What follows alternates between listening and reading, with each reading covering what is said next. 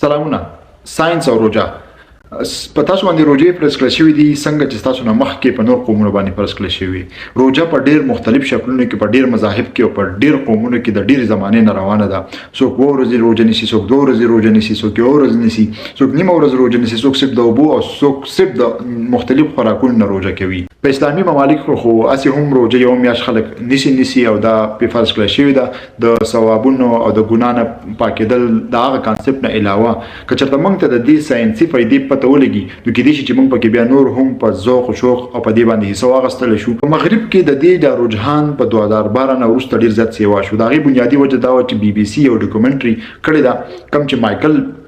کاکاو هغه دا غوښتله چې زه ډېر ژوند تېر کړم، زه صحتمند زندګي تېر کړم، دې په راز پسې ګرځېدو. نو ټول ناول هغه په دې ډاکومنټري کې یو د منډې مقابلې ته ځي چې په هغه کې 40,000 ته نږدې خلک حصه اخلي. د دنیا غټه مقابله پای کې چې کوم مشران کسان هغه د هغې نه هغه راټولوي او دا اوس کوي چې تاسو د صحت راز څه دی. په دغه مقابله کې ورته د هندوستان یو سلن بابا میلاو شي، هغه په دې منډه کې حصه اخیستې دی چې تپوس وکړي چې ستا د صحت راز څه دی. هغه ورته وایي کم خوراک. دی حیران شي چېرې موږ خو دا ګورو چې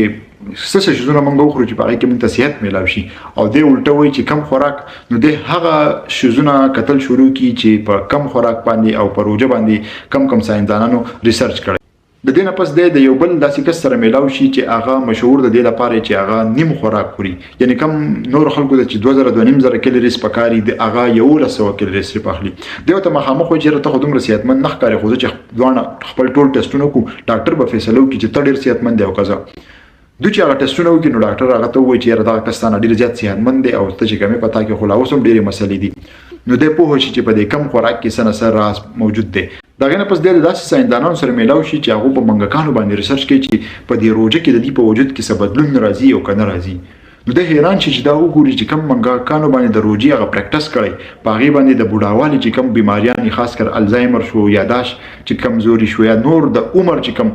تیزوالی وي هغه په هغه منګکانو کې ډېر زیات کم وي په نسبت د هغه منګکانو په کم کې چې روژې پریکټس نه شوی. دې ته دا تپوس هم وکړي چې د روژې سره دماغ څنګه تیزېږي. هغه ورته دا ووایي څنګه چې موږ جیم ته ځو او په خپل مسلز باندې ډېر زیات سټرس راولو نو زموږ مسل ډیولپ شي. دغه شانتي چې کله موږ ځان وږی د څه ټایمه پورې پاتې کوو زموږ دماغ ورته لګي چې یاره موږ باندې لوږه را روانه ده، نو هغه د خپل وجود نه مختلف قسم خوراکونو راټولولو لپاره ډېر زیات تیز شي. دغه شانتي بهر خپل یاداشت تیز کړي چې یاره کم ځای کې ماته خوراک او څښاک میلاویدی شي. د دې په نتیجه کې زموږ دماغ چې کوم دی هغه ترقي شروع کړي او هغه ډېر زیات تکړه شي په نسبت د هغه خلکو چې هغه روژه نه نیسي. بل د عمر تپوس چې دی وکړي چې څنګه تاسو دا وایي چې د روژې سره عمر چې کوم دی سیوا کېږي. هغه وایي چې څنګه یو ګاډی دی مسلسل ته ورته تیل اچوي او په اکسلیټر د خپه کې ایښودی دی مسلسل رواني د ده هره پرزه دننه خرابېږي. خو که ته دته لږ بریک ورکړې نو دی چې کوم دی دا ټول پروسس د ده ټول ژوند چې کوم دی لږ ورو شي په قلاره باندې شي. دغه شانتې چې کله موږ پر روژه شو نو زموږ د وجود چې ټوټل کوم اندامونه دي خاص کر معده، کولمې او د هغې سره تړلې نور اندامونه چې کوم دي هغه په قلاره شي او هغو ته خپل ټایم میلاو شي چې هغه خپل هیلینګ پروسس شروع کړي او هغه روغ شي. په دې ډاکومنټري کې نورې هم ډېرې مفیدې خبرې که تاسو په خپله باندې وګورئ په یوټیوب نشته خو ښه ویب سایټ نه تاسو ته هغه میلاویدی شي. په ساینسي حلقو کې دا ډېره زیاته مشهوره ډاکومنټري ده. د روژې سره زموږ وزن کمیدل شروع شي، وزن د ډېرو بیماریانو مور ده او کله چې موږ لوږه اختیارو نو زموږ چې کوم سټور انرژي وي د فیټس په شکل کې د لیپډس په شکل کې هغه ویلې کېدل شروع شي. د هغې په نتیجه کې زموږ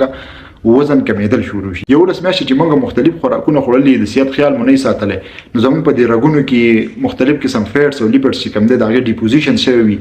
د زنګ په شکل کې او د هغې د وجې دا بندېږي، موږ ته هارټ اټیک کېدی شي، سټروک کېدی شي، پالج چې څه ته وایي هغه راتلی شي او مختلف قسم نورې بیماریان د بلډ پرشر په شکل کې هم راتلی شي. کله چې موږ لوږه تېرېدل شروع کړو نو د هغې په نتیجه کې زموږ دا چې کوم فیټس او لیپډس په مختلف رګونو کې جمع شوي وي هغه ویلې کېدل شروع شي. نو د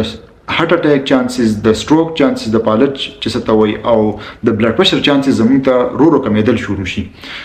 انسولین سنسټیویټي چې څه ته وایي هغه په لوږه کې سیوا شي. د هغې د وجې دا د شوګر د مریضانو لپاره مفید وي. کم زنانه ته چې PCOS وي هغه ډېره زیاته غټېږي، په مخ باندې ویښتان نه ځي او نور د هغو چې کوم ماهواري هغه ګډوډۍ د هغې دپاره ډېر زیات مفید شي چې د هغې انسولین سنسټیویټي د دې سره سیوا شي. یو ریسرچ پکې دا هم شوی دی چې د کینسر امکانات دا ډېر زیات کمی او ستا چې کوم قوت مدافعت دی هغه هم ورسره رو سیوا کوي. اوس د دې روجي دومره فائدې دي خو داسې کارونه که پای منګ ځان په نه کو نه ډیر زیات نقصان هم کېدل شي ټول نو لومبه کم خلک چې بیماران نه په کار چې ډاکټر سره مشوره وکړي د عالم سره مشوره وکړي هغه د روجي نه من شي څنګه چې د روغ لپاره د صحت کې دي چې د ناروغ لپاره د مرګ هم ثابتېدل شي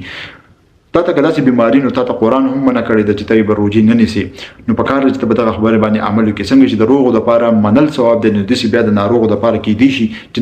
نه نیول چې کمی هغه هم ثواب شي او تاسو په دې خبره کې د خپل مفتي او عالم نه هم خامخا مشوره واخلئ دنه ورپسې موږ په روجمات کې دومره خوراکونه وکړو چې بیا موږ یو دم ډیر خلک هسپتالونو ته ځي او خېټه خراب شي ورډې پکې راځي نو په کار دار چې موږ ثابت ورځ د مېدې له دمو ور کړی بیا په قلاره موږ خوراک وکړو هر څه ته ګډ وډ نه ولو په آرام چې موږ خوراک کوو او دومره خوراک وکړو چې هغه زموږ د وجود لپاره فائدہ کوي نو موږ به هغه فائدہ چې کوم دا غم واخلو کوم چې د روجې ده او کوم موږ د ډرام په شانتي سب خوراکونه خپل د خولې ته او معدې ته ورولو نو دا ډیر زیات موږ ته نقصان دی ثابت شي او د فائدې په ځای به الټه موږ ته نقصان راکړي دریم چې کوم خواږه شوزونه دي خاص کر د شربتونه شو پیپسیان شو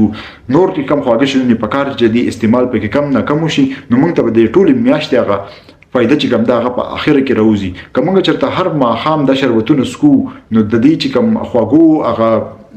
مخنیوي موږ کړو ثابت ورځ هغه موږ ته صفایده ونه کړو الټه موږ ته نور نقصان چې کم دی را رسیدل شروع شو څلورم د روجمات او پېشمنۍ نه پس چې موږ له خوراک کو نو په کار نه چې موږ یو دم سملو او لک شانته واک یا ګرځیدل یا ویخ پاتې کېدل ډیر زیات ضروری دي دا غو وجدار چې د خپل خوراک چې کم دی دا کې ستاسو د حرکت سره ستاسو چې کم جی ټی ټریک ته د لګ ډیر فائدہ ملاوي شي او هغه چې کوم دی په ډایجیشن کې او خپل ځای ته رسیدو کې ډیر زیات چې کوم دی هیلپ وته ملاوي شي انزم په پېشمنۍ کې موږ دومره وبسکل شروع کو لکه ځان نه مو خان جوړ کړی موږ واجب موږ ته ثابت ورځ مدد راکړي او دا چې چرته هم دره دا تاسو له مدد درکې چې تاسو د روجمات نه اخلي پېشمنۍ پورې په وخت اوبر ډیر رسکي او دا څنګه چې تاسو په پېشمنۍ باندې یو دم په جګونو باندې و شروع کړئ نو هغه الټه تاسو هایپونټریمیا چې ستوي یعنی تاسو نمکیات چې کمیدل دی هغه کې تاسو د بیا اړه خرابېږي تاسو د چې کوم دی سر در باندې چولي او نور نقصانات هم کېدي شي نو په کار دا چې ته په قلاره وبوس کې او د اوخ په شانتي په اوځي باندې د جمع کوشش نه کې دا صرف هرسته دا تاسو فائدہ نه کوي نو امید لرم چې د دې د فائدې چې کوم دي د دې نه به تاسو مستفید شئ د نور خلکو سره هم شریک د خپل صحت د خپل روجې د خپل ثوابونو خیال ساتئ په خپل دعاګانو کې میاد ساتئ تر بل ویډیو سلامونه